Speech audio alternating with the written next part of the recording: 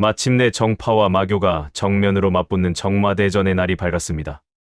그런데 이 전쟁의 총사령관 자리에 하필이면 사기꾼 사공훈이 앉아 있지요. 번개를 부르고 하늘에 저주를 내리고 가려움증 하나로 전장을 뒤집는 이 괴상한 전쟁 이야기를 지금부터 들려드리겠습니다. 오늘의 이야기를 시작하겠습니다. 강호의 협과 의리를 지키려면 구독과 좋아요는 필수. 무림맹주 진무원과 남궁세가 가주 남궁천이 사공훈의 처소를 빠져나간 뒤에도 방 안에는 한동안 무거운 침묵이 가라앉아 있었습니다. 두 고수가 남기고 간 기세의 잔재가 사라질 때쯤 사공훈은 참았던 숨을 거칠게 토해내며 그대로 바닥으로 무너져 내렸습니다. 긴장이 풀리자마자 억눌러왔던 고통이 본물 터지듯 밀려왔습니다. 왼쪽 겨드랑이에서 느껴지는 자결감은 단순한 통증의 범주를 넘어서 있었습니다.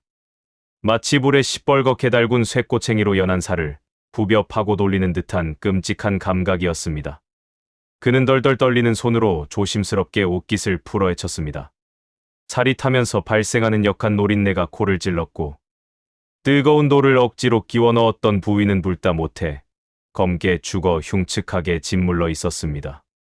주변의 살점은 열기에 녹아내려 옷감과 엉겨붙어 있었고 조금이라도 움직일라 치면 딱지가 뜯겨나가는 듯한 섬뜩한 고통이 뇌수를 강타했습니다. 사공훈은 입술을 피가 맺히도록 깨물며 새어나오는 신음을 삼켰습니다. 맹주 진무원의 날카로운 의심을 피하기 위해 맥박을 조작하려 감행했던 자에 공갈은 성공했으나 그 대가는 실로 가혹했습니다. 심장박동을 인위적으로 조절하기 위해 동맥이 지나는 급소를 짖어버린 이 광기. 어린 도박이 성공했다는 안도감보다는 앞으로 이 끔찍한 상처를 안고 어떻게 버텨야 할지에 대한 막막함이 거대한 파도처럼 밀려와 그를 덮쳤습니다. 그는 품에서 싸구려 화상연고를 꺼내 상처 부위에 덕지덕지 발랐습니다. 차가운 약 기운이 환부에 닿을 때마다 전신이 감전된 듯 짜릿하게 울렸고 손가락 마디마디가 하얗게 질릴 정도로 주먹을 꽉 쥐어야만 했습니다. 살아남기 위해 제 살을 태우는 짓까지 서슴지 않았던 스스로가 혐오스러우면서도 한편으로는 그렇게라도 하지 않으면 당장 목이 달아날 수밖에 없는 현실이 처참했습니다. 새벽이 밝아오자 무림맹의 공기는 전날과 확연히 달라져 있었습니다. 지난밤 맹주가 총사령관의 처소에서 경악하며 나왔다는 소문은 맹도들의 입을 타고 순식간에 번져나가 아침이 되자 기정사실로 굳어져 있었습니다. 총사령관 사공훈의 체내에 전설 속의 순양지기가 흐르고 있어 그 기운을 주체하지 못해 밤새 고통받았다는 헛소문은 그를 더욱 신비로운 존재로 포장해 주었습니다.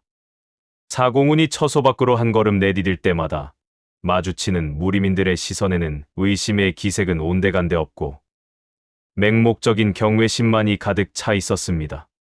그들은 사공훈의 창백한 안색을 보며 과도한 내공 수련의 여파라 짐작했고 간혹 고통 때문에 그가 미간을 찌푸리면 천기를 읽는 고뇌라 착각하며 고개를 숙였습니다. 해가 중천에 떴을 무렵 남궁세가의 가주 남궁천이 거대한 상자를 든 하인들을 대동하고 사공훈의 처소를 찾았습니다. 남궁천의 표정은 비장하기까지 했습니다. 그는 하인들을 물리고 직접 상자를 열어 보였습니다. 상자 뚜껑이 열리는 순간 방 안의 공기가 순식간에 얼어붙을 만큼 시퍼런 냉기가 뿜어져 나왔습니다. 그것은 북해 빈궁 깊은 곳에서만 채취된다는 희대의 영물 만년한옥이었습니다. 남궁천은 지난밤 사공훈의 넘치는 양기를 목격하고 이를 중화시키기 위해 가문의 보물창고를 여는 중대 결단을 내린 것이었습니다. 사공훈은 눈앞에 놓인 거대한 옥덩어리를 보며 말문이 막혔습니다. 성인 남성 한 명이 양반다리를 하고 앉을 수 있을 만큼 거대한 크기였으며 표면에서는 하얀 냉기가 아지랑이처럼 피어오르고 있었습니다. 보기만 해도 뼈가 시릴 정도의 한기였습니다. 남궁천이 정중하게 권했습니다. 이 한옥 위에서 운기조식을 하시면 체내의 화기를 다스리고 넘치는 양기를 갈무리하는데 큰 도움이 될 것입니다. 그것은 호의를 가장한 또 다른 시련이자 고문이었습니다. 내공이 있는 고수에게는 더할 나위 없는 수련의 기회이자 영약과도 같은 자리였으나 내공이 전무한 사공훈에게는 동사를 유발하는 끔찍한 형틀과 다를 바 없었습니다. 그러나 거절할 명분은 어디에도 없었습니다. 만약 여기서 거절한다면 자신의 몸 상태를 거짓으로 꾸몄다는 것을 시인하는 꼴이 될 터였습니다. 사공훈은 태연한 척 고개를 끄덕이며 감사의 뜻을 표하고 남궁천에게 물러가라 손짓했습니다. 남궁천이 방을 나가자마자 사공훈은 공포에 질린 눈으로 만년한옥을 노려보았습니다. 화상을 입은 왼쪽 겨드랑이에는 도움이 될지 몰라도 알몸으로 저 얼음덩어리 위에 앉았다가는 반각도 안 되어 혈관이 얼어붙고 심장이 멈출 것이 뻔했습니다. 그러나 선택의 여지는 없었습니다. 밖에서는 수많은 눈이 그를 주시하고 있었고 남궁천은 밖에서 그가 수련에 들기를 기다리고 있을 것이었습니다. 사공훈은 떨리는 손으로 옷을 벗었습니다. 맨살에 닿는 공기조차 차갑게 느껴졌지만 눈앞의 옥덩어리에 비하면 아무것도 아니었습니다. 그는 눈을 질끈 감고 화상을 입은 왼쪽 겨드랑이를 차가운 옥 표면에 가져다 댔습니다. 지글거리는 소리가 환청처럼 귓가를 때렸습니다. 화끈거리는 환부에서 열기가 급격하게 식어내리며 지옥 같던 자결통이 잠시나마 사그라들었습니다. 그러나 그 안도감은 찰나에 불과했습니다. 고지어 뼛속까지 파고드는 살인적인 냉기가 엉덩이와 다리를 타고 올라와 척추를 강타했습니다. 오른쪽 몸은 추위에 떨며 사시나무처럼 흔들리고 왼쪽 겨드랑이는 여전히 열기에 타들어가는 기이하고도 고통스러운 상황이 연출되었습니다. 이것이 지금 천하가 우러러보는 무림맹 총사령관 사공훈의 초라한 실체였습니다. 그는 이빨을 딱딱 부딪히며 한옥에 몸을 기댔습니다. 입술이 파랗게 질려갔지만 혹시나 밖에서 들을까봐 신음조차 내지 못하고 숨을 죽여야 했습니다. 뼈골이 시리다는 말이 무엇인지 뼈저리게 실감하는 순간이었습니다. 그때 멀리서 웅장하고도 묵직한 진동이 둥 하고 대지를 울리기 시작했습니다. 심장을 직접 타격하는 듯한 그 소리는 단순한 훈련의 북소리가 아니었습니다. 그것은 전쟁의 시작을 알리는 피냄새 가득한 전장의 신호였습니다. 사공훈은 본능적으로 고개를 들었습니다. 불길한 예감이 등줄기를 타고 흘러내렸습니다. 잠시 후 처소의 문이 다급하게 열리며 맹주 진무원이 뛰어들어왔습니다. 평소 태산처럼 침착하던 그의 모습은 온데간데 없고 얼굴은 하얗게 질려 사색이 되어 있었습니다. 진무원이 다급하게 외쳤습니다.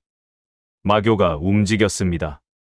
그것도 국경을 넘보는 단순한 국지전이 아니었습니다. 마교의 총본산인 천마신교가 주력군을 이끌고 무림맹의 최전방 방어선을 돌파했다는 비보였습니다. 수만 명의 마교도들이 검은 구름처럼 몰려오고 있으며 그 선봉에는 마교의 4대 천왕이 서서 사륙을 자행하고 있다는 보고였습니다. 진무원은 사공훈의 손을 잡으며 간곡히 부탁했습니다. 지금 당장 총사령관께서 나서서 공포에 질린 맹도들의 사기를 북돋아 주고 전선을 지휘해 주셔야 합니다. 사공훈의 머릿속이 하얗게 변했습니다. 총사령관직을 수락할 때만 해도 뒤에서 안전하게 전략이나 짜며 폼이나 잡으면 될 줄 알았습니다. 하지만 상황은 그를 가장 위험한 전장 한복판으로 내몰고 있었습니다. 사공훈은 덜덜 떨리는 다리를 감추기 위해 만년한옥에서 내려오지 않았습니다. 그는 짐짓 눈을 감고 깊은 명상에 잠긴 척하며 시간을 끌어보려 했습니다. 그러나 진무원의 재촉은 집요하고 절박했습니다. 맹도들이 총사령관의 출정을 애타게 기다리고 있으며 지금 사공훈이 나서지 않으면 전선이 무너지는 것은 시간 문제라는 것이었습니다. 사공훈은 천천히 눈을 떴습니다. 그의 눈동자는 공포와 절망으로 심하게 흔들리고 있었지만 진무원의 눈에는 그것이 전황을 읽고 고뇌하는 고수의 심오한 눈빛으로 비쳤습니다. 사공훈은 자리에서 일어났습니다. 냉기에 굳어버린 다리가 말을 듣지 않아 비틀거렸지만 그는 이를 악물고 허벅지를 꼬집으며 버텼습니다. 남궁천이 건네준 총사령관의 갑옷은 천근만근 무거웠습니다. 투구를 쓰는 순간 시야가 좁아지며 숨이 턱 막혀왔습니다. 이것은 그를 보호해줄 갑옷이 아니라 그를 죽음으로 끌고 갈 수위처럼 느껴졌습니다. 사공우는 무림맹의 연병장 단상에 올랐습니다. 수천 명의 무림맹 무사들이 일제히 그를 올려다보고 있었습니다. 그들의 눈빛에는 두려움과 기대가 뒤섞여 있었습니다. 전설의 고수, 천마의 재림이라 불리는 사공운이 자신들을 구원해 줄 것이라는 맹목적인 믿음. 그 거대한 기대감이 거대한 파도처럼 밀려와 사공운을 압사시킬 것만 같았습니다. 그는 마른 침을 삼키며 단상 아래를 내려다보았습니다. 저 멀리 지평선 너머로 검은 먹구름이 몰려오고 있었습니다. 그것은 단순한 구름이 아니라 살기를 머금은 마교의 군세였습니다. 사공우는 주먹을 꽉 쥐었습니다.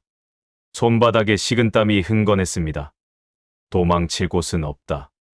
뒤에는 낭떠러지, 앞에는 지옥불이다. 그는 품속에 있는 주사위를 만지작거렸습니다. 인생은 도박이다. 지금까지 그래왔듯 이번에도 거대한 사기극으로 세상을 속여야만 했습니다. 그는 숨을 깊게 들이마시고 배에 힘을 주어 목소리를 끌어올렸습니다. 무사들을 향해 내뱉은 그의 첫마디는 출정 명령이 아니었습니다. 그것은 자신의 공포를 감추기 위한, 그리고 적을 기만하기 위한 거대한 허세의 서막이었습니다.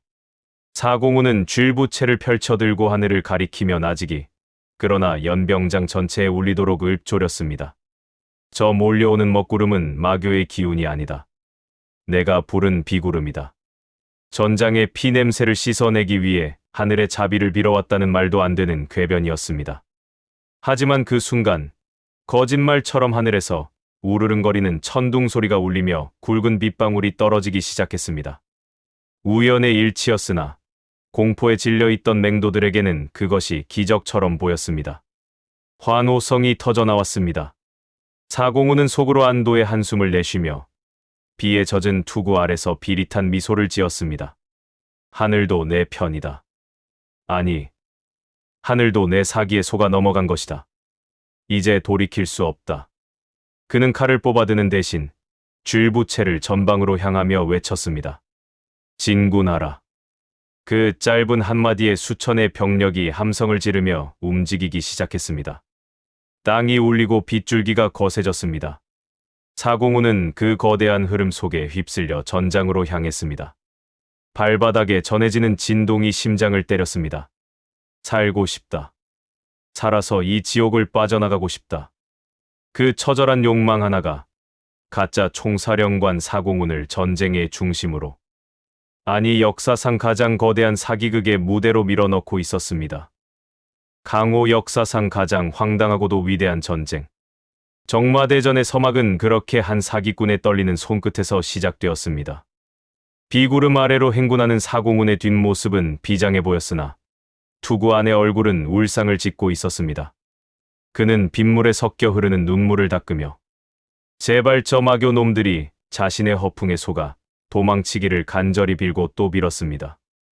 거센 빗줄기가 대지를 두들기던 소란이 잦아들자 그 자리에는 숨막힐 듯한 정적과 함께 짙은 안개가 피어올랐습니다. 차가운 습기를 머금은 백색의 장막이 험준한 협곡을 집어삼키고 있었습니다.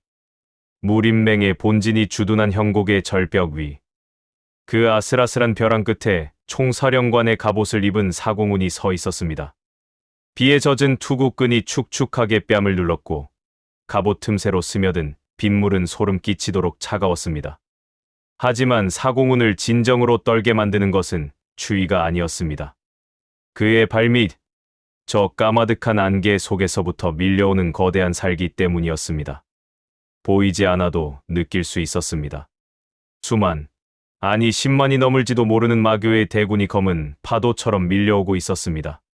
그들이 내뿜는 살기는 안개를 뚫고 올라와 사공운의 목을 서늘하게 조여왔습니다. 사공운은 마른 침을 삼켰습니다. 목구멍이 타들어가는 것 같았습니다. 자신이 부른 비구름이라고 뻥을 쳤는데 공교롭게도 비가 그치자마자 이런 짙은 안개가 깔린 것은 천운이었습니다. 하지만 이 운이 언제까지 이어질지는 알 수 없었습니다. 맹주 진무원이 사공운의 곁으로 다가왔습니다. 그의 표정은 안개만큼이나 어두웠습니다. 진무원은 적의 선봉은 마교의 정예인 흑풍대이며 그 뒤를 사대천왕이 이끄는 본진이 따르고 있다는 첩보를 전했습니다. 무림맹의 병력은 고작 5천이었습니다. 정면으로 부딪힌다면 반각도 버티지 못하고 짓밟힐 것이 뻔했습니다. 진무원의 눈빛은 절박했습니다. 그는 사공훈이 이 절체절명의 위기를 타개할 신묘한 계책을 내놓기를 갈구하고 있었습니다. 사공훈은 투구 안에서 눈을 굴렸습니다. 계책이라니. 도망칠 궁리만 하고 있는 사기꾼에게 병법을 내놓으라니 가당치도 않았습니다. 하지만 지금 여기서 못하겠다고 하면 마교의 칼에 죽기 전에 맹주의 손에 죽을 판이었습니다. 사공훈은 짐짓 태연한 척 안개가 자욱한 협곡을 내려다보며 입을 열었습니다. 이 안개 또한 자신의 계산 안에 있다는 듯 낮고 중후한 목소리로 읊조렸습니다. 보이는 것이 전부는 아니며 보이지 않는 곳에 진실이 숨어 있다는 뜬구름 잡는 소리였습니다. 진무원은 그 말조차 고수의 심오한 병법이라 받아들이고 고개를 끄덕였습니다. 사공훈은 속으로 비명을 질렀습니다. 이제 어쩔 것인가?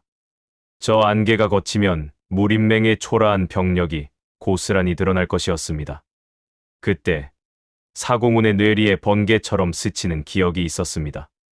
과거 장터에서 약장수들이 사람을 모을 때 쓰던 수법. 실체는 없어도 소리와 분위기만으로 사람을 홀리던 그 기술이었습니다. 사공훈은 회심의 미소를 지었습니다. 판을 크게 벌여야 했습니다. 상대가 대군이라면 이쪽은 100만 대군인 척하면 되는 것이었습니다. 사공훈은 즉시 남궁천을 불렀습니다. 그리고 기이한 명령을 내렸습니다. 병사들에게 무기를 버리고 주변에 있는 집단과 나무를 모아 오라고 했습니다. 또한 진중에 있는 모든 북과 징을 절벽 곳곳에 배치하라고 지시했습니다. 남궁천은 의아한 표정을 지었으나 총사령관의 명을 거역할 수는 없었습니다. 잠시 후 무림맹의 진영은 무기를 든 군대가 아니라 농사일을 준비하는 마을처럼 분주해졌습니다. 병사들은 투덜거리면서도 집단을 묶어 허수아비를 만들기 시작했습니다. 사공훈은 그 허수아비들의 남는 갑옷과 깃발을 입히라고 명령했습니다. 그리고 그것들을 안개가 가장 짙게 깔린 절벽의 능선과 바위 틈마다 촘촘히 세워두게 했습니다. 안개 속에 흐릿하게 비치는 허수아비들의 실루엣은 멀리서 보면 영락없는 병사들의 모습이었습니다. 바람이 불 때마다 옷자락이 펄럭이며 마치 살아 움직이는 듯한 착시를 일으켰습니다. 사공훈은 만족스럽게 그 광경을 바라보았습니다. 이제 시각적인 준비는 끝났습니다. 다음은 청각이었습니다. 사공훈은 계곡의 지형을 살폈습니다. 양쪽이 깎아지른 절벽으로 이루어진 협곡은 소리가 모이고 증폭되는 천혜의 확성기였습니다. 그는 북을 든 병사들을 절벽의 오목한 곳에 배치했습니다. 그리고 그들에게 절대로 모습을 드러내지 말고 자신의 신호에 맞춰 일제히 북을 두드리라고 일렀습니다. 준비는 끝났습니다. 이제 관객을 기다리는 일만 남았습니다. 안개 너머에서 땅을 울리는 진동이 가까워지고 있었습니다. 마교의 선봉대, 흑풍대가 모습을 드러냈습니다. 검은 갑옷을 입은 기마병들이 안개를 뚫고 유령처럼 나타났습니다. 그들의 기세는 흉흉하기 그지없었습니다. 말발굽 소리가 지축을 흔들었고 그들이 내뿜는 살기는 안개를 밀어낼 정도로 강렬했습니다. 흑풍대의 대장은 말고삐를 당겨 멈춰 섰습니다. 그의 눈앞에 펼쳐진 광경은 기이했습니다. 자욱한 안개 속, 절벽 위와 능선마다 끝을 알 수 없는 수많은 병사들의 그림자가 도열해 있었기 때문입니다. 안개의 농담에 따라 나타났다 사라지는 그 실루엣은 마치 유계에서 소환된 망자의 군단처럼 음산했습니다. 대장은 미간을 찌푸렸습니다.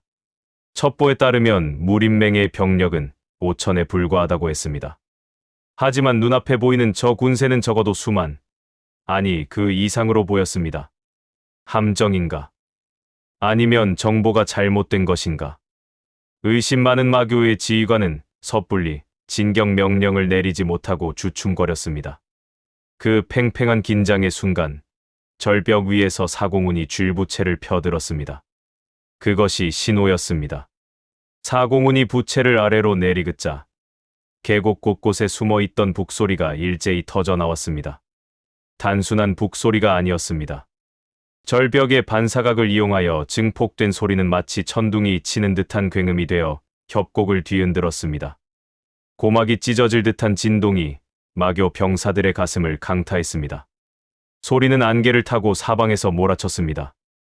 앞에서도, 뒤에서도, 머리 위에서도 북소리가 들려왔습니다.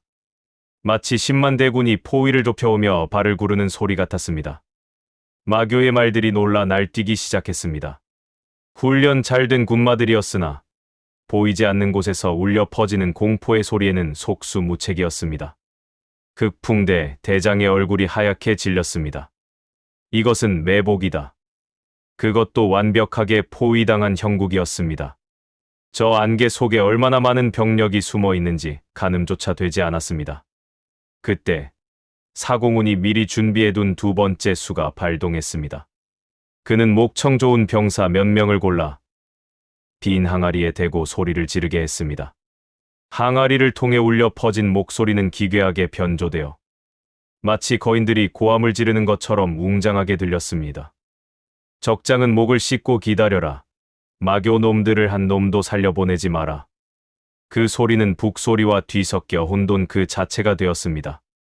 마교의 병사들은 공포에 질려 동요하기 시작했습니다. 그들은 용맹한 전사들이었으나 보이지 않는 적에 대한 공포는 그 무엇보다 강력했습니다. 안개 속의 그림자들은 점점 더 거대해 보였고 천둥 같은 북소리는 심장을 조여왔습니다. 사공훈은 절벽 끝에서 그 광경을 내려다보며 덜덜 떨리는 다리를 주체할 수 없었습니다. 지금 당장 저들이 겁을 먹고 도망치지 않는다면 그 다음은 없었습니다. 미천이 다 드러나는 순간 죽음뿐이었습니다. 그는 필사적으로 허세를 부렸습니다. 부채를 흔들며 마치 수만 대군을 지휘하는 듯한 몸짓을 했습니다. 그의 손짓 하나에 북소리가 커졌다. 작아지기를 반복했습니다. 그것은 지휘가 아니라 살기 위한 발악이었습니다. 마교의 본진에서 급한 전령이 달려왔습니다. 선봉대장에게 후퇴를 명하는 전갈이었습니다. 본진의 지휘관인 4대 천왕 중 하나가 이 기이한 안개와 소리를 적의 고도로 계산된 진법이라 판단한 것입니다. 특히 총사령관 사공훈이 천마의 재림이라는 소문이 마교 내에 파다했던 터라. 그들은 이 초자연적인 현상을 사공훈의 도술이라 믿어 의심치 않았습니다. 신과 싸울 수는 없는 노릇이었습니다. 극풍대 대장은 이를 갈며 말머리를 돌렸습니다. 퇴각 나팔 소리가 울려 퍼졌습니다. 검은 파도처럼 밀려왔던 마교의 대군이 썰물처럼 빠져나가기 시작했습니다. 그들이 물러가는 뒷모습을 보며 무림맹의 병사들은 믿을 수 없다는 표정을 지었습니다. 칼 한 번 휘두르지 않고 화살 한 대 쏘지 않고 적을 물리쳤습니다. 그것도 천하무적이라 불리는 마교의 정예군을 집단과 북소리만으로 쫓아낸 것입니다. 연병장에 정적이 흘렀습니다. 그리고 잠시 후 터져나올 듯한 함성이 계곡을 뒤흔들었습니다. 총사령관 만세, 사공훈 대염 만세. 병사들은 서로를 얼싸안고 춤을 추었습니다. 남궁천은 감격에 겨워 사공훈을 올려다보았습니다. 그는 자신이 평생을 바쳐 익힌 검술이 부질없게 느껴질 정도였습니다. 병법의 신, 전쟁의 예술가. 사공훈에게 붙여질 새로운 수식어들이 그의 머릿속을 스쳐 지나갔습니다. 맹주 진무원 역시 입을 다물지 못했습니다. 그는 사공훈의 어깨를 감싸 쥐며 떨리는 목소리로 말했습니다. 이것이 바로 제갈무우가 보여주었던 100만 대군을 물리친 지혜가 아니냐며 극찬을 아끼지 않았습니다. 사공훈은 맹주의 칭찬을 들으며 희미하게 미소 지었습니다. 하지만 그것은 승자의 여유가 아니었습니다. 긴장이 풀리며 다리의 힘이 완전히 풀려버려 억지로 입꼬리를 올리고 있는 것뿐이었습니다. 가보다는 이미 식은땀으로 흥건하게 젖어 물을 짜내도 될 정도였습니다. 그는 속으로 내까렸습니다. 미친 짓이다. 정말 미친 짓이다. 허수아비로 마교를 막다니 이게 말이나 되는 소리인가. 하지만 세상은 말이 안 되는 일일수록 더 열광하는 법이었습니다. 사공훈은 비틀거리며 단상을 내려왔습니다. 그의 등 뒤로 여전히 안개가 춤을 추고 있었습니다. 마치 그의 거짓말을 영원히 감추어 주겠다는 듯 안개는 끈질기게 협곡을 감싸고 있었습니다. 사공훈은 휘청거리는 걸음으로 자신의 처소를 향했습니다. 아무도 없는 곳에 가서 쓰러지고 싶었습니다. 그리고 다시는 북소리를 듣고 싶지 않았습니다. 그의 심장이 북소리보다 더 크게 뛰고 있었기 때문입니다. 그러나 운명은 그에게 휴식을 허락하지 않았습니다. 막사로 돌아온 사공훈을 기다리고 있는 것은 또 다른 절망적인 소식이었습니다. 적진 깊숙이 침투했던 첩자가 보내온 서신이었습니다. 마교가 물러간 것은 겁을 먹어서가 아니라 더 큰 재앙을 불러오기 위함이라는 내용이었습니다. 그들이 후방에서 독을 다루는 부대를 호출했다는 것이었습니다. 안개가 걷히면 바람을 타고 독가루가 날아올 것입니다. 허수아비는 독을 막을 수 없습니다. 북소리도 독을 쫓을 수 없습니다. 사공훈은 절망했습니다. 산 넘어 산이라더니 사기 한 번 치고 나니 더 큰 사기를 쳐야 할 판이었습니다. 그는 덜덜 떨리는 손으로 물병을 집어들었습니다. 목이 타들어갔습니다. 독이라니. 이번에는 또 무슨 수로 막는단 말인가. 그의 시선이 문득 바닥을 기어가는 개미떼에 머물렀습니다. 개미들은 죽은 곤충의 시체를 나르고 있었습니다. 그리고 시체. 사공훈의 머릿속에 섬광처럼 스치는 악독한 아이디어가 있었습니다. 독에는 더 지독한 독으로, 공포에는 더 끔찍한 공포로 맞서야 한다. 그의 입가에 다시 한번 사기꾼의 비릿한 미소가 걸렸습니다. 이번에는 적의 몸이 아니라 적의 마음을 병들게 할 차례였습니다. 안개 속의 백만대군은 서막에 불과했습니다. 이제 강호의 전무후무한 저주가 내릴 시간이었습니다. 물론 그 저주 또한 사공훈이 만들어낸 가짜였지만 말입니다. 북소리의 여운이 채가 시기도 전 사공훈의 막사에는 무거운 침묵이 내려앉았습니다. 승리의 기쁨은 찰나였습니다. 안개 너머로 사라진 마교의 군세가 다시 돌아올 것이라는 공포. 그리고 그들이 이번에는 독을 품고 온다는 첩보는 사공훈의 숨통을 서서히 조여오고 있었습니다. 독. 보이지 않고 들리지 않으며 칼로 베어낼 수도 없는 가장 비열하고도 치명적인 무기였습니다. 사공훈은 덜덜 떨리는 손으로 마른 세수를 했습니다. 허수아비로 10만 대군을 속인 것은 운이 좋았습니다. 하지만 독안개는 허수아비로 막을 수 없었습니다. 바람을 타고 넘어올 도끼는 병사들의 패를 녹이고 무림맹의 방어선을 순식간에 시체밭으로 만들 것이 분명했습니다. 사공훈은 짐 보따리를 미친 듯이 뒤졌습니다. 그가 평생을 모아온 잡동사니들이 바닥에 나뒹굴었습니다. 깨진 거울 조각, 낚싯줄, 자석, 화약, 가루. 그 어떤 것도 다가오는 독의 공포를 막아낼 수는 없어 보이던 그때였습니다. 그의 손끝에 낡고 허름한 가죽 주머니 하나가 걸렸습니다. 아주 오래전 그가 장터에서 가짜 약장수 노릇을 할 때 쓰던 물건이었습니다. 사공훈의 눈동자가 흔들렸습니다. 주머니 안에 든 것은 독약이 아니었습니다. 하지만 당하는 사람에게는 독약보다 더 끔찍한 고통을 주는 물건이었습니다. 남만 야생의 숲에서 자라는 독초, 붉은 쐐기풀과 온나무 껍질, 그리고 미세한 유리가루를 섞어 빻은 특제 가려움 가루였습니다. 일명 지옥의 긁적임이라 불리던 이 가루는 피부에 닿는 순간 불이 붙은 듯한 자결감과 함께 뼈를 긁어내고 싶을 만큼 참을 수 없는 가려움증을 유발했습니다. 사공훈은 주머니를 움켜쥐었습니다. 이것이 유일한 희망이었습니다. 적은 독을 쓴다고 했습니다. 그렇다면 이쪽은 저주를 내려주면 그만이었습니다. 눈에는 눈, 이에는 이. 독에는 더 지독한 미친 짓으로 대응해야 했습니다. 사공훈은 즉시 남궁천과 도광 사자역을 불렀습니다. 두 사람의 표정은 비장했습니다. 총사령관이 이번에는 어떤 신묘한 계책으로 적을 물리칠지 기대하는 눈빛이었습니다. 사공훈은 짐짓 엄숙한 표정으로 주머니를 탁자 위에 올려놓았습니다. 그리고 낮게 깔린 목소리로 말했습니다. 이것은 1000개의 징벌을 담은 가루다. 하늘의 뜻을 거스르는 자들에게 내리는 붉은 재앙이니 바람이 적진을 향해 불 때를 기다려. 살포하라. 도광 사자역이 주머니 냄새를 맡아보려다 사공훈의 제지를 받았습니다. 사공훈이 으름장을 놓았습니다. 맞지 마라. 인간의 몸으로는 감당할 수 없는 천기이다. 사공훈의 경고에 도광은 황급히 고개를 숙였습니다. 그는 이 가루가 전설 속의 고독, 혹은 영혼을 갉아먹는 마교의 비전독이라 착각하고 전율했습니다.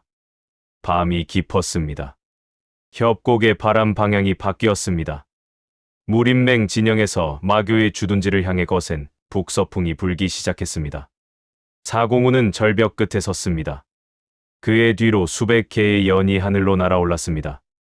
연의 꼬리에는 사공운이 제조한 가려움 가루가 든 얇은 종이 주머니들이 매달려 있었습니다. 사공운이 부채를 펴들고 신호를 보냈습니다. 궁수들이 불화살을 날려 연의 연결고리를 끊었습니다. 바람을 탄 주머니들이 마교 진영의 상공에서 터지며 붉은 가루가 눈처럼 흩날렸습니다. 어둠 속에 흩뿌려지는 미세한 입자들은 눈에 보이지 않았습니다. 그것은 침묵의 침략자였습니다. 마교의 병사들은 잠을 자거나 다음 날의 전투를 준비하며 무기를 손질하고 있었습니다. 아무도 하늘에서 내려오는 재앙을 눈치채지 못했습니다. 잠시 후 정적을 깨는 첫 번째 비명이 터져 나왔습니다.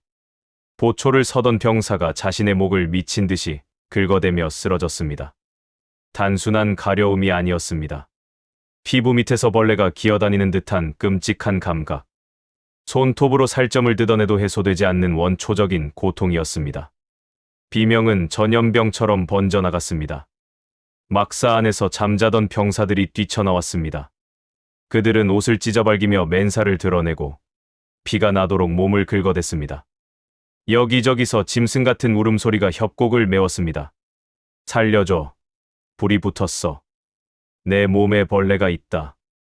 마교의 지휘관들도 예외는 아니었습니다.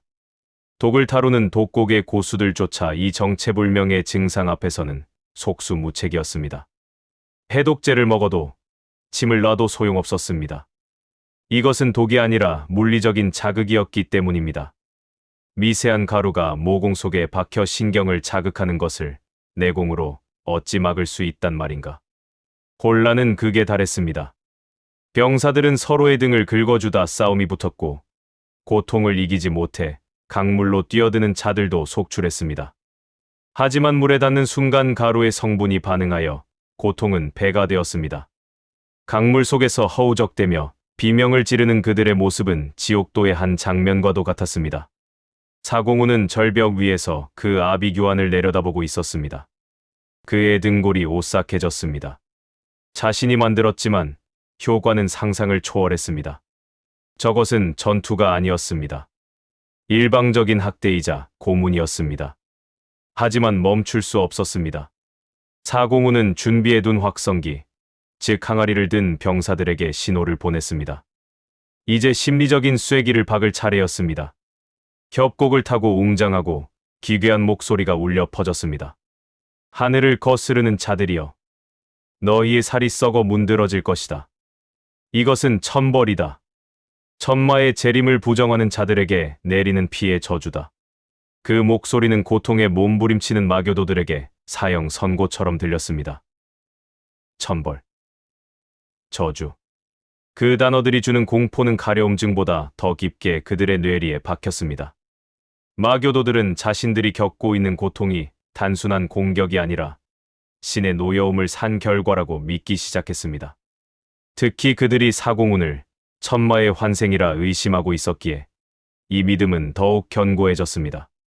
우리가 신을 공격하려 해서 벌을 받는 것이라는 생각, 저분은 진짜라는 확신, 공포와 죄책감이 뒤섞인 광기가 마교 진영을 휩쓸었습니다.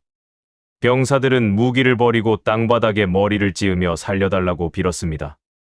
몸을 긁으면서도 저를 멈추지 않는 기이한 풍경이 연출되었습니다. 독곡의 당주는 자신의 팔을 긁다 못해 단검으로 살을 도려내려 했습니다. 하지만 흐르는 피조차 가려움을 씻어내지는 못했습니다. 그는 절망하며 하늘을 향해 울부짖었습니다. 이것은 독이 아니다. 인간의 술법이 아니다. 우리는 이길 수 없다. 마교의 사기는 바닥을 뚫고 지하로 추락했습니다. 그들이 준비했던 맹독 공격은 시도조차 되지 못했습니다. 독을 뿌려야 할 손으로 자신들의 몸을 긁느라 바빴기 때문입니다. 사공우는 부채로 얼굴을 가린 채 안도의 한숨을 쉬었습니다.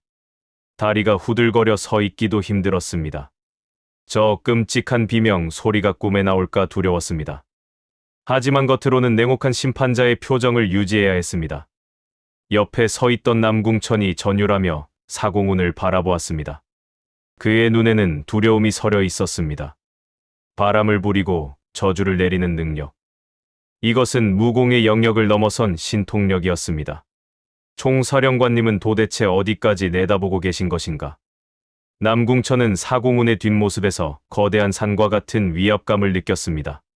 사실 사공훈은 그저 가려움 가루가 자신에게 날아오지 않도록 바람을 등지고 서 있었을 뿐인데도 말입니다. 날이 밝아왔습니다. 마교의 진영은 초토화되어 있었습니다. 죽은 자는 없었으나 전투불능 상태에 빠진 병사가 태반이었습니다. 피부 가죽이 벗겨질 정도로 긁어댄 탓에 온몸이 피투성이인 병사들이 널브러져 있었습니다. 그들은 사공훈이 서 있는 절벽 쪽을 향해 공포에 질린 눈빛을 보냈습니다.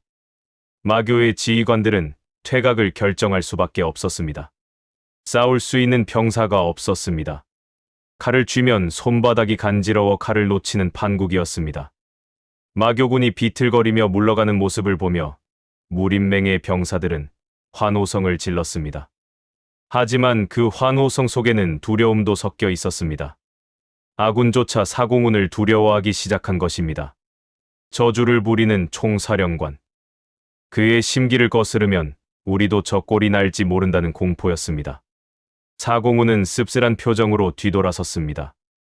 영웅이 아니라 마왕이 되어가는 기분이었습니다. 그는 처소로 돌아와 옷을 벗고 거울을 보았습니다. 혹시나 가루가 묻었을까 봐 노심초사하며 몸을 살폈습니다. 다행히 깨끗했습니다. 하지만 마음속의 가려움은 사라지지 않았다. 거짓말의 대가가 점점 커지고 있었습니다. 이제는 단순한 사기꾼이 아니라 수만 명을 고문한 악마가 되어버렸습니다. 그는 침상에 누워 천장을 바라보았습니다. 이 전쟁 빨리 끝내야 한다. 더 길어지면 내가 미쳐버리거나 세상이 미쳐버릴 것이다. 그때 방문 밖에서 인기척이 느껴졌습니다. 호위 무사의 보고였습니다. 마교에서 사신을 보내왔다는 것이었습니다. 사공훈은 벌떡 일어났습니다. 사신이라니. 항복하러 온 것인가?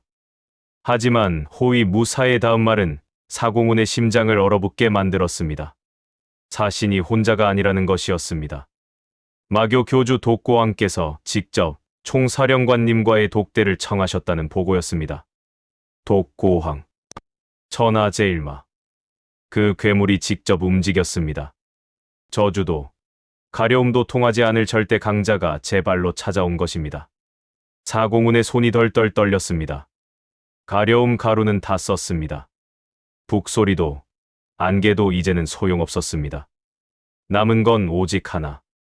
지금까지 갈고 닦은 단전은 깨졌어도 살아남은 그 새치 혓바닥뿐이었습니다.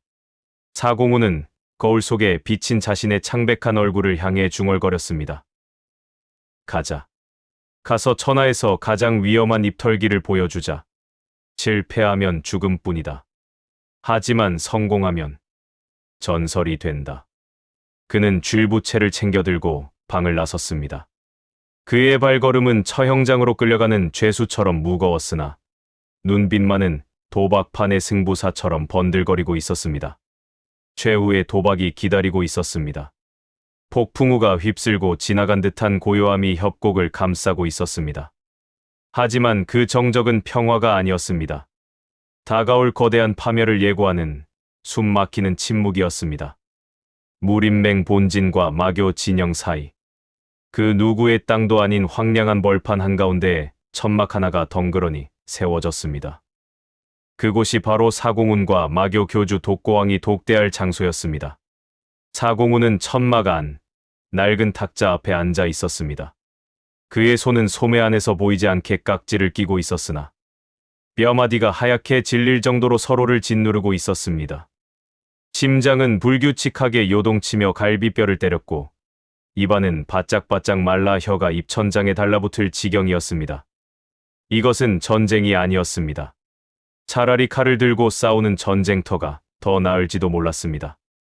천하제일마라 불리는 괴물과 단둘이 마주 앉아 혀 하나로 생사를 가르는 도박을 해야 하는 이 상황은 고문 그 자체였습니다. 사공우는 탁자 위에 놓인 찻잔을 내려다보았습니다. 찬물은 미동도 없었으나 그의 눈에는 마치 파도가 치는 것처럼 위태로워 보였습니다. 그는 심호흡을 했습니다. 폐부 깊숙한 곳까지 차가운 공기를 들이마셨지만 떨림은 멈추지 않았습니다. 그때였습니다. 천막의 입구를 가리고 있던 두꺼운 휘장이 소리 없이 걷혔습니다. 바람 한 점 불지 않았습니다. 인기척조차 느껴지지 않았습니다. 그러나 사공훈의 온몸에 돋아난 솜털이 일제히 곤두섰습니다. 본능이 경고하고 있었습니다. 포식자가 나타났습니다. 검은 무복을 입은 중년의 사내가 천막 안으로 들어섰습니다. 화려한 장식도 위협적인 무기도 없었습니다. 그저 뒷짐을 진 채 천천히 걸어 들어오는 평범한 사내처럼 보였습니다. 하지만 그가 한 걸음 내디딜 때마다 천막 안의 공기가 납덩이처럼 무거워졌습니다. 사공우는 숨을 쉴 수가 없었습니다. 마치 거대한 산이 천장 위에서 짓누르는 듯한 압박감이었습니다. 이것이 전설로만 듣던 마교 교주 독고왕의 기세였습니다. 독고왕은 말없이 사공훈의 맞은편 의자에 앉았습니다. 그의 눈동자는 깊이를 알 수 없는 심연과도 같았습니다. 아무런 감정도 읽을 수 없는 그 검은 눈동자가 사공훈을 꿰뚫어 보고 있었습니다. 사공훈은 눈을 피하고 싶은 충동을 억누르며 짐짓 태연한 척 독고왕을 마주 보았습니다. 눈을 피하면 죽는다. 기세에서 밀리면 끝장이다. 그는 속으로 수천 번 되뇌며 경련이 일어날 것 같은 입꼬리를 억지로 끌어올려 비릿한 미소를 지었습니다. 독고왕이 먼저 입을 열었습니다. 그의 목소리는 낮았지만 귓가에 쇠를 긁는 듯한 섬뜩한 울림이 있었습니다. 그대가 무림맹의 총사령관인가? 사공훈은 대답 대신 고개를 가볍게 끄덕였습니다. 말을 많이 하면 떨리는 목소리가 들통날 것 같았기 때문입니다. 독고왕의 시선이 사공훈의 전신을 훑어내렸습니다. 그의 눈빛은 마치 해부용 칼날처럼 날카로웠습니다. 독고왕이 말했습니다. 단전이 비어있군. 독고왕의 한마디에 사공훈의 심장이 덜컥 내려앉았습니다. 역시 천하제일마였습니다. 단 한 번의 눈길로 사공훈에게 내공이 없다는 사실을 간파한 것입니다. 사공훈의 등줄기에서 식은땀이 폭포수처럼 쏟아졌습니다. 여기서 당황하면 죽는다. 부정해도 죽는다. 그렇다면 남은 길은 하나뿐이었습니다. 사공훈은 찻잔을 들어 입으로 가져갔습니다. 달그락거리는 소리가 나지 않게 하기 위해 온 신경을 손끝에 집중해야 했습니다. 차를 한 모금 마신 뒤 그는 찻잔을 내려놓으며 나직이 읊조렸습니다. 그릇이 비어 있어야 새로운 것을 채울 수 있는 법. 내공 따위에 연연하는 것은 하수들이나 하는 짓이지. 독고왕의 눈썹이 꿈틀했습니다.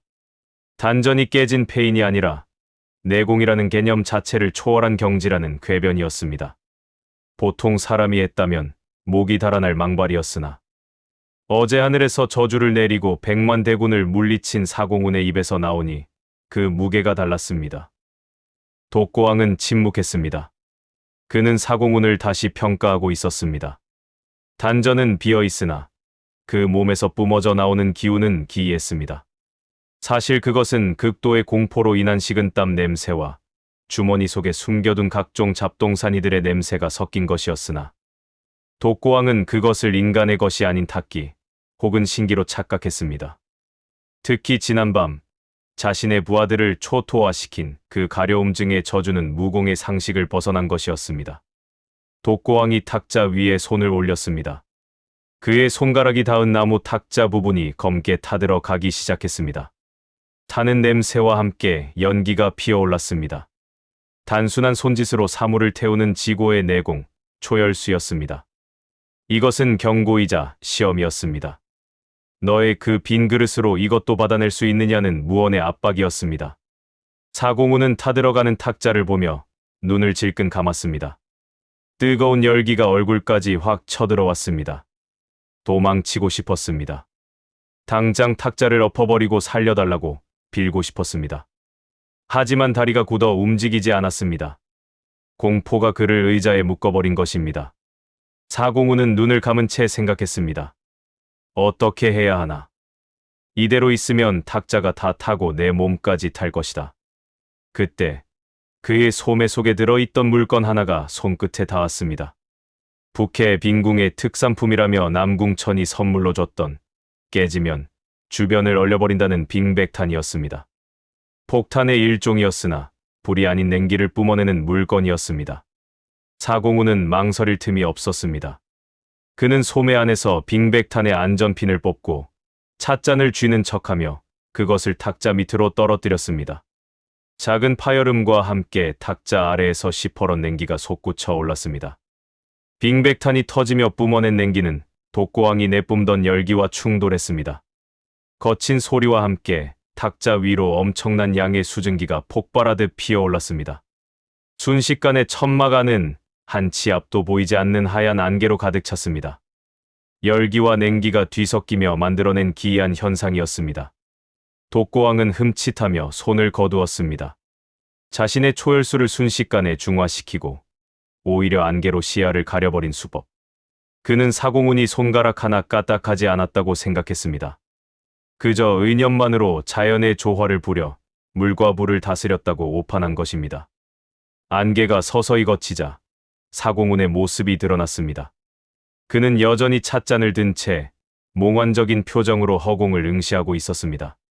사실은 빙백탄이 터질 때 발가락이 얼어붙는 것 같아 비명을 참느라 넋이 나간 표정이었으나 안개 속에서 드러난 그 모습은 마치 구름 위에 앉은 신선처럼 보였습니다. 독고왕의 눈빛이 변했습니다. 경계심이 사라지고 그 자리에 기이한 호기심과 두려움이 자리 잡았습니다. 독고왕이 물었습니다. 그대가 예언 속의 그자인가? 예언. 마교의 전에 내려오는 천마의 재림에 관한 전설을 말하는 것이었습니다. 사공우는 속으로 쾌재를 불렀습니다. 걸려들었습니다. 이 괴물이 자신을 두려워하고 있었습니다. 사공우는 찻잔을 내려놓으며 천천히 입을 열었습니다. 나는 그저 흘러가는 구름일 뿐. 이름에 얽매이는 것은 어리석은 짓이지. 하지만 자네가 원한다면 내가 그 예언이 되어줄 수도 있네. 오만하기 짝이 없는 대답이었습니다. 마교 교주를 자네라고 부르며 천마의 재림조차 자신이 선택할 수 있는 역할놀이 취급을 한 것입니다. 보통 사람이라면 이 자리에서 뼈와 살이 분리되었을 것입니다. 하지만 독고왕은 오히려 그 오만함에서 확신을 얻었습니다. 자신을 하대할 수 있는 존재. 그것은 천마밖에 없었습니다. 독고왕은 자리에서 일어났습니다. 그가 뿜어내던 살인적인 기세가 거짓말처럼 사라졌습니다. 그는 사공운을 향해 깊이 고개를 숙였습니다. 그것은 대등한 자에 대한 예우가 아니라 상위 존재에 대한 복종의 표시였습니다. 오늘의 무례를 용서하십시오. 아직 때가 아님을 확인했습니다. 본교는 물러갈 것입니다. 하지만 언젠가 그대가 진정으로 각성하여 강호를 피로 물들일 때 본교는 가장 먼저 그대의 깃발 아래 설 것입니다. 독고왕은 알 수 없는 말을 남기고 뒤돌아섰습니다. 그의 뒷모습은 들어올 때보다 더 무겁고 진중해 보였습니다. 휘장이 거치고 독고왕이 완전히 사라질 때까지 사공우는 숨조차 쉬지 못했습니다. 천막 밖에서 들려오던 미세한 바람 소리마저 멈춘 것 같았습니다. 잠시 후 밖에서 웅장한 나팔 소리가 들려왔습니다. 마교의 본진이 철수한다는 신호였습니다. 그제야 사공운의 팽팽했던 긴장의 끈이 툭 끊어졌습니다.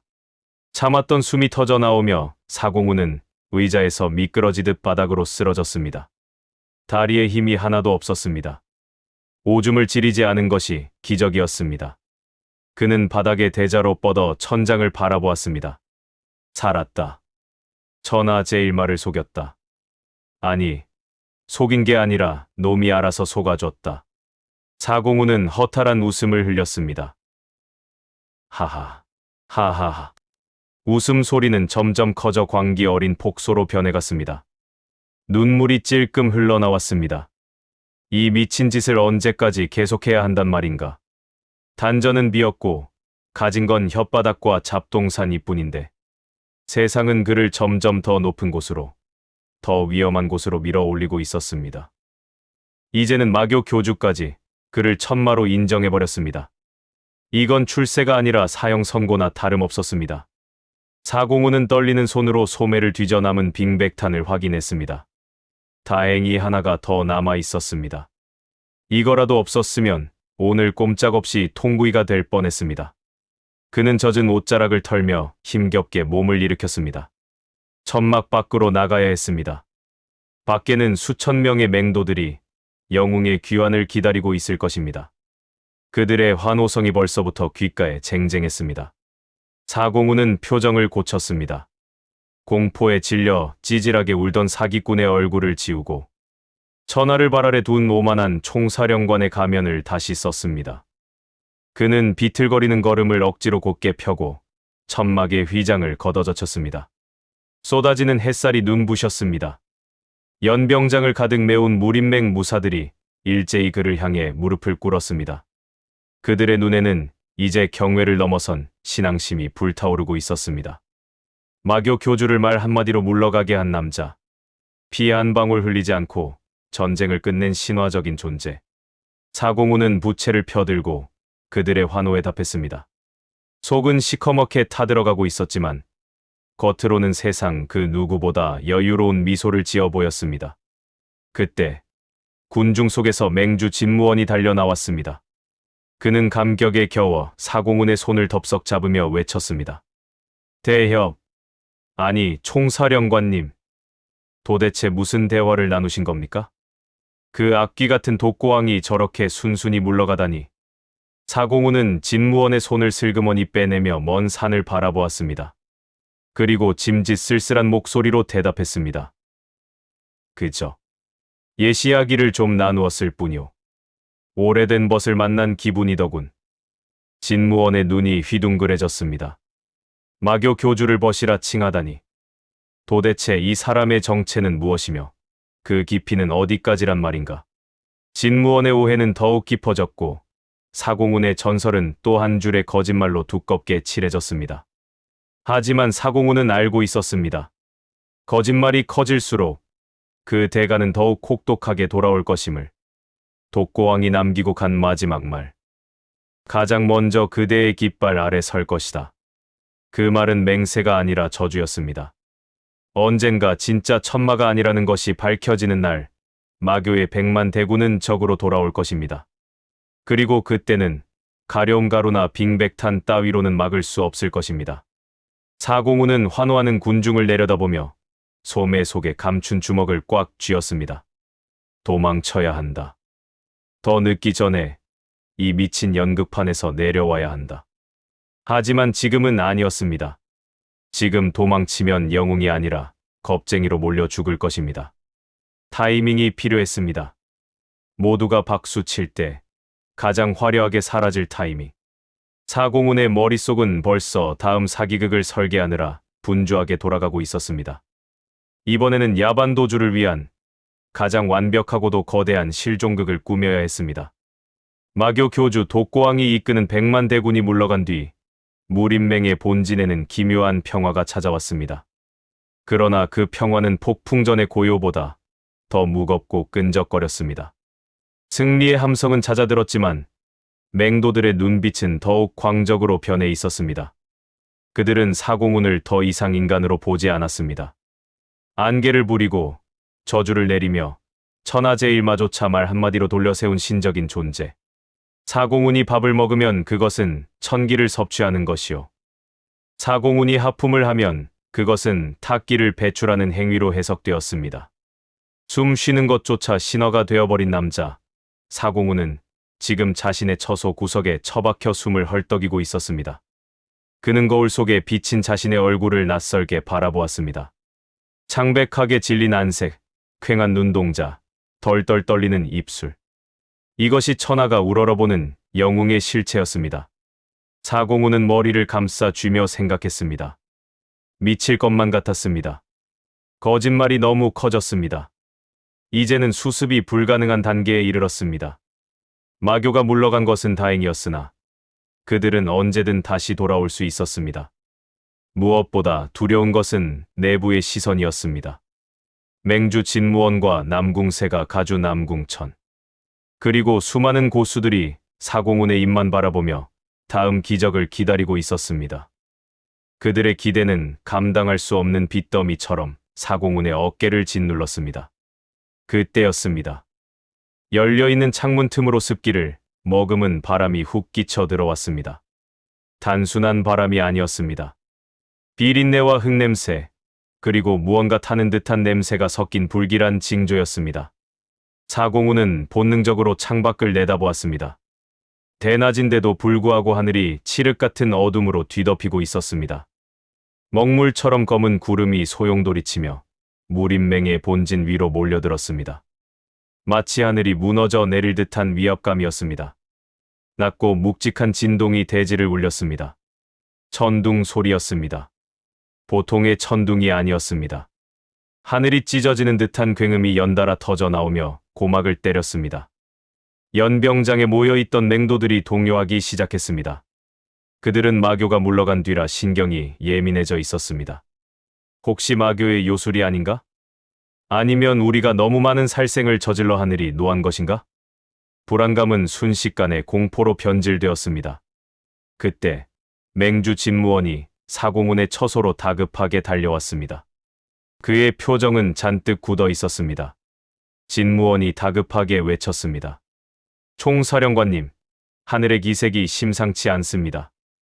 이것이 혹시 마교의 잔당들이 부리는 사술입니까? 아니면 또 다른 재앙의 전조입니까? 사공훈은 속으로 비명을 질렀습니다. 나한테 묻지 마라. 나도 무서워 죽겠다. 그냥 비가 오려나 보지 왜 날씨까지 나한테 따지는가? 하지만 그는 차마 그렇게 말할 수 없었습니다. 사공훈은 뒷짐을 지고 하늘을 올려다보며 짐짓 심각한 표정을 지었습니다. 눈알을 굴리며 핑곗거리를 찾았습니다. 저 먹구름은 자연스러운 현상이 아니다. 그렇다고 마교의 짓도 아니다. 그저 여름철의 국지성 호우일 뿐이다. 하지만 그것을 그대로 말했다가는 영웅의 체면이 구겨질 터였습니다. 사공훈은 천천히 입을 열었습니다. 청소를 할 시간이다. 진무원이 의아한 듯 되물었습니다. 청소라니요. 사공훈은 부채로 검은 하늘을 가리켰습니다. 마교의 탁기가 이 땅에 너무 깊게 배어들었다. 하늘이 그 더러움을 씻어내고자 거대한 물줄기와 불벼락을 내리려는 것이다. 두려워할 것 없다. 내가 다스릴 테니. 또다시 허세가 튀어나왔습니다. 입이 문제였습니다. 이 놈의 주둥아리는 위기만 닥치면 뇌를 거치지 않고 제멋대로 헛소리를 짓거렸습니다. 진무원의 얼굴에 안도감과 경외심이 동시에 번졌습니다. 역시 총사령관님은 하늘의 뜻마저 읽고 계셨군요. 사공훈은 쓴웃음을 삼키며 고개를 끄덕였습니다. 하지만 속은 새까맣게 타들어가고 있었습니다. 다스리긴 개뿔, 번개 맞고 타 죽지나 않으면 다행이었습니다. 그 순간 번쩍하는 섬광과 함께 눈앞이 하얗게 변했습니다. 고지어 귀를 찢는 듯한 폭발음이 터졌습니다. 바로 지척의 막루에 벼락이 떨어진 것입니다. 거대한 나무 기둥이 성냥개비처럼 쪼개지며 불길이 치솟았습니다. 맹도들이 비명을 지르며 흩어졌습니다.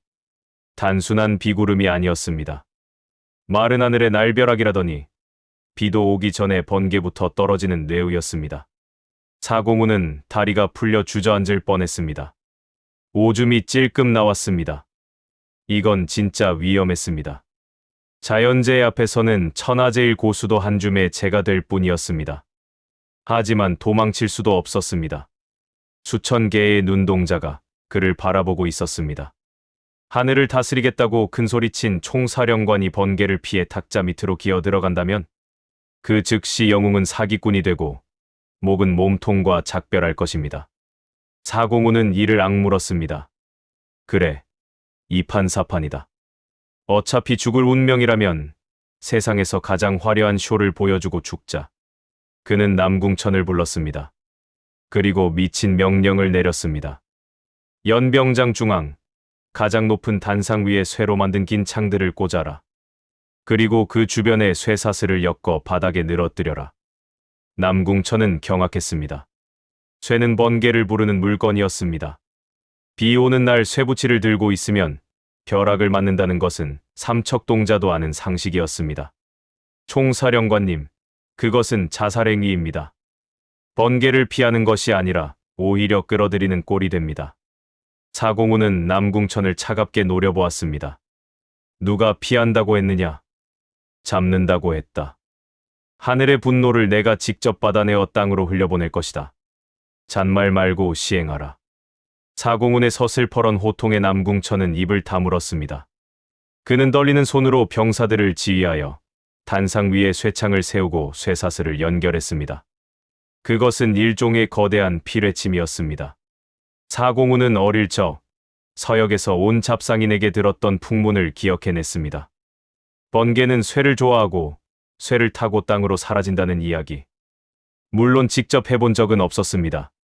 실패하면 통구이가 될 것이고 성공하면 번개의 신이 될 것입니다. 확률은 반반. 사공우는 인생을 건 도박판에 자신의 몸뚱이를 베팅했습니다. 준비가 끝나자 사공우는 단상 위로 올라갔습니다. 비가 쏟아지기 시작했습니다. 장대비가 사공운의 갑옷을 두들겼습니다. 그는 쇠창들과 약간의 거리를 두고 섰습니다. 너무 가까우면 감전될 것이고 너무 멀면 폼이 안 날 것이었습니다. 적당한 거리, 생사와 간지의 경계선. 그곳에 사공운이 섰습니다. 하늘은 더욱 흉포해졌습니다. 검은 구름 사이로 붉은 전기가 뱀처럼 꿈틀거렸습니다. 사공운은 쥘부채를 하늘 높이 쳐들었습니다. 그리고 목이 터져라 고함을 질렀습니다. 오라. 이 땅의 모든 탁기를 태워버려라. 나 사공운이 허락하노라. 사실은 제발 저 멀리 다른 곳으로 떨어지라고 비는 소리였으나 빗소리에 묻혀 웅장한 주문처럼 들렸습니다. 그 순간 하늘이 응답했습니다. 하늘이 갈라지는 듯한 굉음과 함께 눈을 뜰 수 없는 거대한 빗줄기가 쏟아져 내렸습니다. 그것은 정확하게 사공운이 세워둔 쇠창을 강타했습니다. 엄청난 충격파가 연병장을 휩쓸었습니다. 단상 주변에 흙이 튀어오르고 쇠사슬을 타고 흐른 전류가 바닥에서 파란 불꽃을 튀겼습니다. 사람들은 눈을 가리고 바닥에 엎드렸습니다. 세상이 끝나는 듯한 공포였습니다. 잠시 후 정적이 흘렀습니다. 사람들은 조심스럽게 고개를 들었습니다. 그리고 그들은 보았습니다. 자욱한 연기와 비안개 속에서 홀로 우뚝 서 있는 사공운의 모습을. 그의 주변에 꽂혀있던 쇠창들은 시뻘겋게 달아올라 있었고 일부는 녹아내려 기괴한 형상을 하고 있었습니다. 하지만 사공운은 멀쩡했습니다. 사실은 다리에 힘이 풀려 주저앉고 싶었지만 갑옷이 뻣뻣해서 억지로 서 있는 것이었습니다. 그리고 고막이 터질 듯 멍해서 아무 소리도 들리지 않았습니다. 머리카락은 정전기 때문에 사자갈기처럼 곤두서 있었는데 그것이 오히려 그를 광기 어린 신처럼 보이게 만들었습니다. 연병장에 모인 수천 명의 맹도들은 숨소리조차 내지 못했습니다. 이것은 무공이 아니었습니다. 인간의 영역이 아니었습니다. 번개를 손짓으로 부르고 그 벼락을 몸으로 받아내고도 상처 하나 없는 불사신. 뇌신. 번개의 신. 누군가 작게 중얼거렸습니다. 그리고 그 소리는 파도처럼 번져나갔습니다. 뇌신 사공운. 천하제일 뇌신. 빗속에서 함성이 터져 나왔습니다. 사람들은 빗물과 진흙탕 속에 무릎을 꿇고 사공운을 향해 절을 했습니다. 공포와 경외, 그리고 맹목적인 신앙이 뒤섞인 기괴한 광경이었습니다. 사공운은 멍한 눈으로 그들을 내려다보았습니다. 귀에서는 삐 소리만 들려왔습니다. 탄 냄새가 진동했습니다. 아마도 속옷이 조금 탄 것 같았습니다. 하지만 그는 살아 있었습니다. 그 사실 하나만이 중요했습니다. 맹주 진무원이 단상 아래까지 기어와서 외쳤습니다. 총사령관님, 하늘의 뜻을 보여주셔서 감사합니다. 저희의 어리석음을 용서하소서. 사공운은 부채를 접으며 천천히 고개를 끄덕였습니다. 그리고 최대한 근엄한 목소리를 쥐어짰습니다. 이제 청소는 끝났다. 나는 좀 쉬어야겠다. 그는 비틀거리는 걸음을 옮겨 단상을 내려왔습니다. 병사들이 홍해처럼 갈라지며 길을 터주었습니다. 그 누구도 감히 사공훈의 옷자락이라도 스칠까봐 두려워하며 뒤로 물러섰습니다. 사공훈은 자신의 처소로 돌아오자마자 문을 걸어 잠갔습니다. 그리고 그대로 바닥에 엎어졌습니다. 심장이 미친 듯이 뛰고 있었습니다. 손발이 사시나무 떨리듯 떨려 멈추지 않았습니다. 그는 품속에서 까맣게 그을린 부적 하나를 꺼냈습니다. 장터에서 샀던 싸구려 액막이 부적이었습니다. 이게 효과가 있었던 건지 아니면 쇠창이 효과가 있었던 건지 알 수 없었습니다. 분명한 건 운이 좋았다는 것입니다. 너무나도 운이 좋아서 무서울 지경이었습니다. 사공훈은 눈물을 흘렸습니다. 이제 더 이상 보여줄 게 없었습니다. 안개도, 저주도, 번개도 다 보여줬습니다. 다음에 또 무언가를 요구한다면 그때는 정말로 하늘을 날거나 죽은 사람을 살려내야 할 판이었습니다. 한계였습니다. 이 지긋지긋한 무림맹을 떠나야 했습니다. 하지만 어떻게? 지금 밖에는 그를 신으로 모시는 수천 명의 광신도가 있었습니다. 그들의 눈을 피해 도망치는 것은 불가능에 가까웠습니다. 사공훈은 젖은 옷을 벗어 던지며 몸을 웅크렸습니다. 야반도주. 그것만이 살 길이었습니다. 하지만 그냥 도망치면 추격대가 붙을 것입니다. 세상 끝까지 쫓아와서 신을 다시 모셔가려 할 것입니다. 그렇다면 방법은 하나뿐이었습니다. 신이 사라지는 것이 아니라 신이 하늘로 승천했다고 믿게 만드는 것. 죽음을 위장하거나 신비로운 실종을 연출해야 했습니다. 사공훈의 눈이 번들거렸습니다. 공포 속에서도 그의 사기꾼 본능은 생존을 위한 시나리오를 쓰고 있었습니다. 가장 화려하고 가장 완벽한 사라짐. 그것이 그의 마지막 임무였습니다. 창밖에서는 비가 그치고 구름 사이로 햇살이 내리쬐고 있었습니다. 마치 사공훈의 위대한 기적을 축하하는 듯한 성스러운 빛이었습니다. 하지만 방 안의 사공훈은 그 빛을 피해 어둠 속으로 더 깊이 파고들었습니다. 영웅의 가면 뒤에 숨은 사기꾼의 얼굴은 공포와 피로로 흉하게 일그러져 있었습니다. 강호 역사상 가장 위대한 뇌신의 전설은 그렇게 탄 냄새 나는 속옷과 함께 완성되었습니다. 번개는 우연히 떨어졌고 가루 한 줌은 단지 가려움만 불러왔지만 사람들은 그 모든 것을 신의 계시라 믿었습니다. 정마대전의 영웅으로 떠받들어진 사공훈의 어깨 위에는 이제 무림 전체의 기대가 올라탔지요. 그러나 하늘이 내린 영웅이 아니라 그저 도망갈 타이밍만 재는 사기꾼이라면 이 전쟁은 정말 끝난 걸까요? 오늘의 이야기는 여기까지입니다. 들어주셔서 감사합니다. 강호의 길은 끝나지 않습니다. 다음 이야기에서 다시 만나려면 구독과 좋아요, 알림 설정까지 부탁드립니다. 여러분의 참여가 곧 이 무협 세계를 더욱 빛나게 합니다. 구독으로 다음화 어쩌다 무림맹주 말빨 하나로 강호를 속이다. 제오부 전설이 된 사기꾼을 먼저 만나보세요. 감사합니다.